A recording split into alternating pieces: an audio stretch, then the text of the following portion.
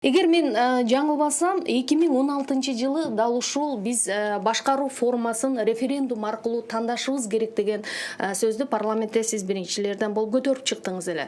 Бирок андан кийин эле бул идеяга, бул ойго сиз кайра кайрылганыңыз жок. Азыр болсо 2019 жылы мына кайрадан бул жагдайды сиз кечээ көтөрдүңүз.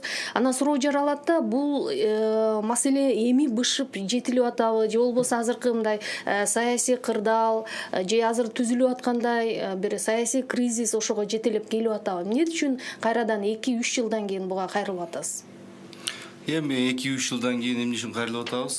Биз эл менен учурашканда элдин көбүнчө түшүнүгү жок да башкаруу форма боюнчачы. Мисалы бүгүнкү күндө бизде парламенттик президенттик форма деп айтып атабыз. Парламенттик деле башкаруу айтып атабыз. Бирок тилекке каршы элдин баары президентке эле кайрылып атат.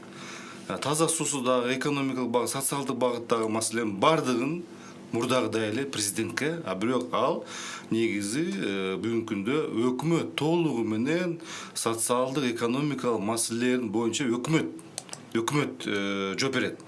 Бул жерде сиз туура айттыңыз, ошо бышылып калды депчи. Анткени бул жерде демилге эмне көтөрүлөт? Убакыт келди, бир адам Кыргызстанда жооп бериш керек. Же премьер-министр жоопкерчиликти алыш керек, же президент алыш керек.